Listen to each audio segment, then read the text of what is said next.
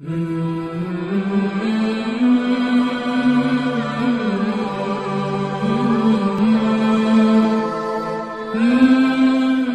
اکبر، سبحان اللہ، الحمدللہ، استغفر اللہ، نحمدہ و نصلی علی رسولہ الکریم، اما بعد، اعوذ باللہ من الشیطان الرجیم، بسم اللہ الرحمن الرحیم۔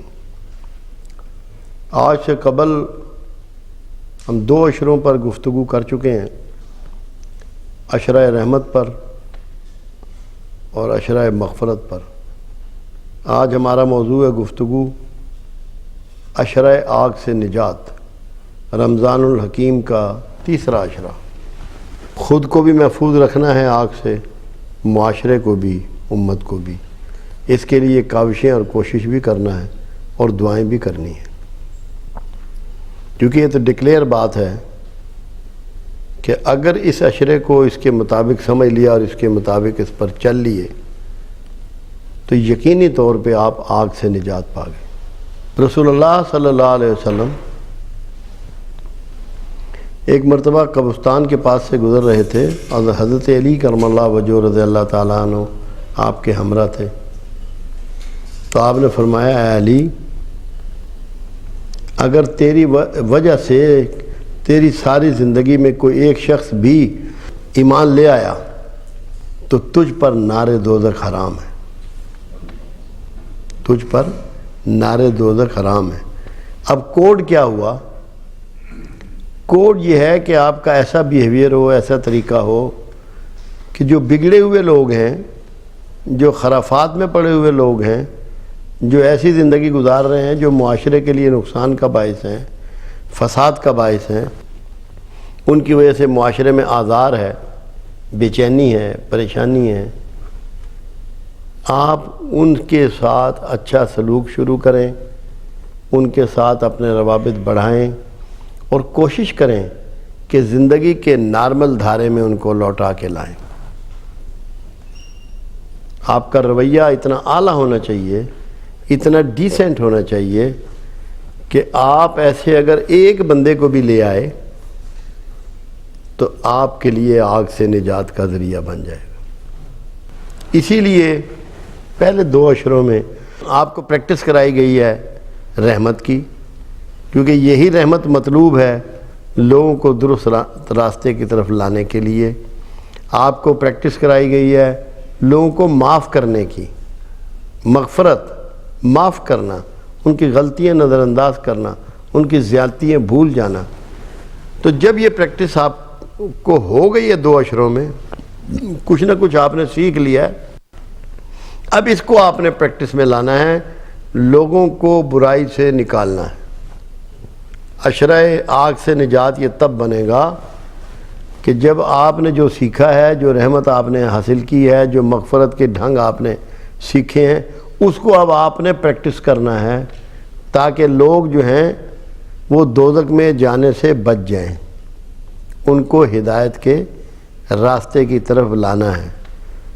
نصیحتیں کر کے کوئی کبھی نہیں آیا، نہ آنا ہے۔ آپ نے اپنا رویہ پیش کرنا ہے رحمت کا اور مغفرت کا، آپ کے لیے تو یقیناً آگ سے نجات ہو جائے گی جب آپ کا رویہ درست ہو جائے گا، مگر دوسروں کے لیے بھی آپ نے یہی بندوبست کرنا ہے۔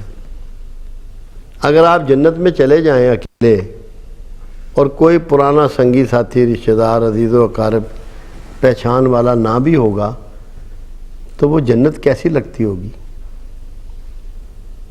تو اگر آپ اچھے کام کرنے سیکھ گئے ہیں اور کر رہے ہیں تو آپ نے اپنے ساتھیوں کو ادھر انوائٹ کرنا ہے، ان کو دعوت دینی ہے محبت کی، سچائیوں کی، شدت سے، غصے سے، نفرت سے، حسد سے نکل جانے کی۔ اگر آپ میں حسد موجود ہے تو کیا آپ آگ سے محفوظ ہیں؟ کیا حسد بذات خود آگ نہیں ہے؟ تو جب یہ عشرہ آگ سے نجات کا ہے تو اس کا مطلب ہے کہ آپ کو حسد سے جان چھڑانی ہے، حسد کو ہر حال میں کھرچ کے پھینک دینا ہے، اپنے سینے سے نکال دینا ہے۔ پھر اگر آپ میں غصہ موجود ہے، غصے کو شیطان سے تشبیہ دی گئی ہے، شیطان کو آگ سے بنایا گیا ہے، شیطان کو آگ سے بنایا گیا ہے. تو جب آگ اگر سرد ہو جائے تو آپ اس آگ سے محفوظ ہو گئے. اس کا مطلب ہے آپ کو اس عشرے میں غصے کو ہمیشہ کے لیے ترک کرنا ہے. انسان حسد کی آگ میں جلتا ہے, نفرت کی آگ میں جلتا ہے. نفرتوں کو ترک کرنا ہے, غصے کو نکال پھینکنا ہے. جب تک یہ نہیں ہوگا اس عشرے کا جو فائدہ آپ کو ہونا چاہیے وہ نہیں ہوگا. ضرور ہے یہ آگ سے نجات کے لیے, مگر اس کے لیے کوئی قاعدہ قانون, کوئی طریقہ موجود ہے. پھر اس میں عبادات کی ایسی ترتیب ہے, بڑا کمال حسن ہے کہ اگر وہ جب آپ اختیار کر لیں گے تو کوئی وجہ نہیں کہ آگ آپ کا انتظار کرے اور آپ کو آگ میں ڈالا جائے. اس میں شروع میں ہی جیسے ہی تیسرا عشرہ شروع ہوتا ہے اعتکاف کی عبادت آپ کے سر پہ آ جاتی ہے. اعتکاف وہ طریقہ عبادت ہے جو آپ کو اللہ سے ملانے والا ہے, اللہ سے جوڑنے والا ہے. غور و فکر کی پوری دعوت اس میں موجود ہے. سوچنے کے لیے آپ کے لیے بڑا وقت اور مواقع موجود ہیں. اپنے اوپر قابو پانے کے لیے, اپنے نفس کو قابو رکھنے کے لیے اس میں طریقے موجود ہیں. پھر اس کے بعد آگے چلتے ہیں تو لیلۃ القدر بھی اسی عشرے میں ہے. یہ سارے وہ کام ہیں جو آپ کو اللہ سے جوڑنے والے ہیں اور آگ سے نجات دینے والے ہیں. اگر لیلۃ القدر آپ کو نصیب ہو جائے, اور جیسے کہ حکم کیا گیا کہ چاند کی طاق راتوں میں اس کو تلاش کرو, اور آپ پریکٹس شروع کر دیں رات کو جاگنے کی. جب طاق میں جاگیں گے تو جفت میں بھی جاگیں گے. جب جاگنے کی آپ کو پریکٹس ہو جائے گی, اس طرح اللہ کے رسول صلی اللہ علیہ وسلم سے پوچھا گیا, یا رسول اللہ صلی اللہ علیہ وسلم, اللہ سب سے جلد کیسے مل سکتا ہے؟ آپ نے فرمایا رات کے سجدوں سے. پھر پوچھا گیا, پھر میرے آقا نے فرمایا رات کے سجدوں سے. تیسری بار بھی جب پوچھا گیا تو میرے آقا نے فرمایا کہ اللہ تمہیں مل سکتا ہے جلد سے جلد رات کے سجدوں سے. تو لیلۃ القدر کی پریکٹس کیا ہے؟ رات کے سجدے ہیں, اللہ سے گریہ زاری ہے, اس کے حضور کھڑا ہونا ہے, اس سے معافی مانگنی ہے, نیند کو ترک کرنا ہے. تو یہ ساری چیزیں وہ ہیں جو آپ کو آگ سے نجات دیتی ہیں, آپ کو محفوظ کرتی ہیں اس آگ سے جو آپ کو جھلسانے والی ہے. پھر 27 رمضان بھی اسی میں ہے, بڑی بابرکت رات ہے, وہ بھی تیسرے عشرے میں ہے. یعنی کہ جتنے بھی چانسز ہیں اللہ سے تعلق جوڑنے کے, اللہ سے متعلق ہو جانے کے, اللہ کے مقرب ہو جانے کے, وہ اس عشرے میں موجود ہیں. تو جب آپ کی معافی بڑھ جائے گی اور آپ راتوں کو اٹھیں گے اور راتوں کو جاگیں گے اور اللہ کے حضور سجدہ ریز ہوں گے, تو کوئی وجہ ہے کہ پروردگار عالم آپ کو آگ میں دھکیل دے گا؟ اللہ تو بھی فرماتا ہے ہمیں کیا پڑی ہے کہ ہم تمہیں عذاب کریں, ہمیں کوئی شوق نہیں ہے کہ تمہیں عذاب کریں, تم خود ہی آگ میں چھلانگے لگاتے ہو, ہم نہیں چاہتے. تو یہ تیسرا عشرہ جو ہے, اب دیکھو نا, کوئی بندہ اگر دوزخ میں جائے گا یا آگ میں جھلسے گا تو دو بنیادی وجوہات ہوتی ہیں. وہ کہیں نہ کہیں اللہ سے بغاوت کا مرتکب ہوتا ہے, بغاوت کرتا ہے, نافرمانی کرتا ہے, غفلت کا شکار ہو جاتا ہے, اس کو اندر اللہ کا خوف نہیں رہتا, اللہ کو بھول جاتا ہے. اس لیے پھر اس کے لیے دوزخ جو ہے وہ تیار ہے. حالانکہ دوزخ کے لیے بڑا کلیئر اللہ نے کہا, کافروں کے لیے, مشرکین کے لیے اور منافقین کے لیے ہم نے یہ تیار کی ہے. تو جب آپ یہ پریکٹس کرتے ہیں جیسا کہ میں نے تذکرہ کیا, تو اللہ کے فضل و کرم سے آپ مومنین میں داخل ہو جاتے ہیں, اور کوئی مومن ایسا نہ ہوگا جس کو اللہ آگ میں جھلسائے یا آگ میں ڈال دے. مگر ہر اچھی چیز کی آرزو جو شخص صرف اپنی ذات کے لیے کرتا ہے, یہ بہت چھوٹی بات ہے. اگر آپ آگ سے محفوظ رہنے کے لیے پریکٹس کرتے ہیں, عبادات کرتے ہیں، گریہ وزاری کرتے ہیں، صدقہ و خیرات کرتے ہیں، جو کہ اس عشرے کا تقاضا ہے، تو آپ اپنے لوگوں کو بھی ساتھ لے کر چلیں، ان کے لیے بھی پوری کاوش کریں، ان کے لیے بندوبست کریں، ایسی محفلوں کا، ایسی سٹنگ کا، ایسی گفتگو کا، ایسے طور طریقے کا، ایسے رویے کا اظہار کا، ایسی محبتوں کا کہ جو آپ کے ساتھی ہیں وہ بھی اس آگ میں نہ جھلسیں۔ اور یہ تبھی ممکن ہے کہ آپ اپنا وقت اس کے لیے نکالیں گے، خود غرضی سے آپ نکل جائیں گے۔ تو اگر آپ نے یہ پریکٹس کر لی تو جیسا کہ اللہ کا وعدہ ہے اور یہ رسول اللہ صلی اللہ علیہ وسلم نے 3 عشرے بیان فرمائے ہیں، تو اس کا مطلب ہے کہ آپ کو مکمل طور پر آگ سے نجات مل گئی، اور جو آگ سے نجات پا گیا اس کا مطلب رمضان کی سارے فیوز و برکات اس نے حاصل کر لیے۔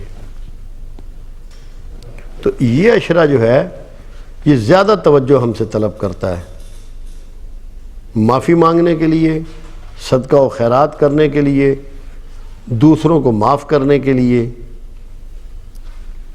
اور تنہائی میں عبادت کرنے کے لیے۔ یہ عشرہ تنہائی میں عبادات کا ہے۔ آپ اندازہ لگائیے کہ 1 سال رسول اللہ صلی اللہ علیہ وسلم اعتکاف نہ کر پائے، کچھ بھی وجوہات تھیں اس میں، کہ جنگیں بھی ہو رہی تھیں اور بھی معاملات چل رہے تھے، تو اتنا برداشت نہ ہوا میرے آقا سے۔